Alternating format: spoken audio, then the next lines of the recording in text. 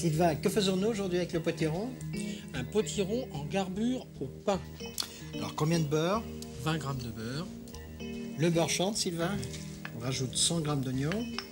L'oignon est tombé à moitié. Je mets 400 g de potiron coupé en morceaux et je continue la cuisson de façon à obtenir une légère coloration.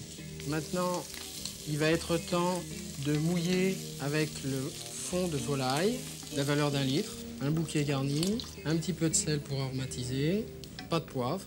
On va porter à ébullition rapidement et ensuite on laisse cuire 20 minutes à frémissement. Là, on a coupé 150 g de potiron en gros bâtonnets. En gros bâtonnets, oui. On va les faire cuire dans 20 centilitres d'huile d'olive. On va porter l'huile à une température moins élevée qu'une friture, aux environs de 100-120 degrés. C'est pour. Confire.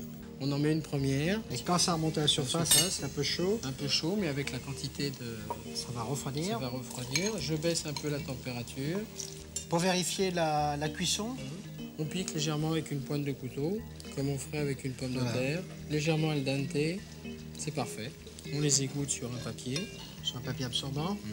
Sylvain, on a 4 belles tranches de pain de campagne et un petit peu fin. Un petit peu rassis. On prend de l'ail et on le frotte avant de le griller au four, de façon à ce que l'ail soit cuit. De chaque côté? Non, sur une seule face. Une seule face. Et ensuite, on le fait colorer dans le four, sous le grill, des deux côtés. On recouvre chaque tranche de pain. Ail grillé. De bâtonnets. De potiron. Sylvain, là, le potiron à 25 minutes de cuisson. On retire le bouquet garni. Un coup de mixeur. Un coup de mixeur pour faire une crème. Et un petit peu de sel. Le poivre à la fin. Un petit coup de mixeur. On ajoute un petit bouquet de persil plat. Le persil qu'on cassait. Et maintenant, on verse le... Il ne lui reste plus qu'à servir le potage sur la tranche de pain qui va gonfler. Sylvain, ça c'est un plat qu'on peut déguster aussi bien en entrée qu'en plat principal. Et surtout pendant les longues soirées d'hiver quand il fait froid. Et bien c'est le cas aujourd'hui, on déguste. Au revoir. Et bon appétit bien sûr.